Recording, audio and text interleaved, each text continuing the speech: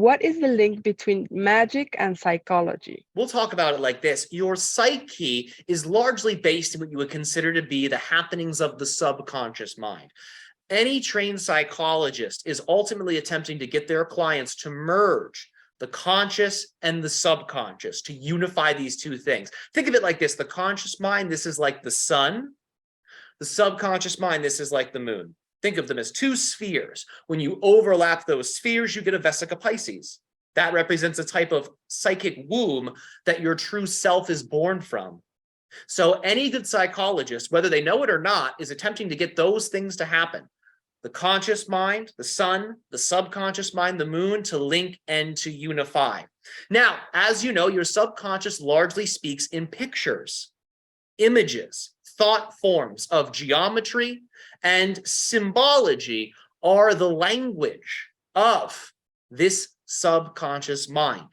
When you're working with magic and magical power, what you're doing is you're using geometries, you're using symbols, you're using special names, special words that have a particular vibratory frequency that activate those same symbols within your own subconscious. So we'll talk about one of the most popular magical techniques, the lesser banishing ritual of the pentagram. This is an energetic technique, a magical ritual that uses the 5-pointed star to work with the 5 elements for either banishing or activating. When a practitioner draws this 5-pointed star in their subconscious, they're activating the same symbol. And the subconscious is very correspondent to your astral realm. So the astral realm is between the physical and the mental.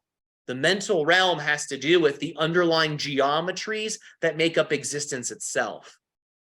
And those underlying geometries feed into the astral realm. They feed into your subconscious. So when you do these magical rituals and you're invoking certain beings or you're using certain geometries, you're opening a subconscious portal to not just the astral plane, but the underlying mental plane. And you're pulling those energies out of you and you're birthing them into your reality. And that's the link between magic and psychology. This is why in all esoteric schools, before magic is taught, there's a strong emphasis on purification, because you have to pull those energies out of your subconscious. If the subconscious has a lot of trauma, if it has things that are repressed, you can still pull those things out, but it will also pull out with it debris connected to those dimensions of the subconscious which have not yet been purified, those energies that you would call, let's say, toxic or perhaps even negative in nature. Sometimes those things get pulled out as well when you are pulling these symbols and realities out of you. So purification techniques, psychological and energetic purification techniques, are recommended as a preliminary to any magical practice. So that way, the subconscious is like a beautiful flowing river instead of a perhaps lagoon that has been polluted.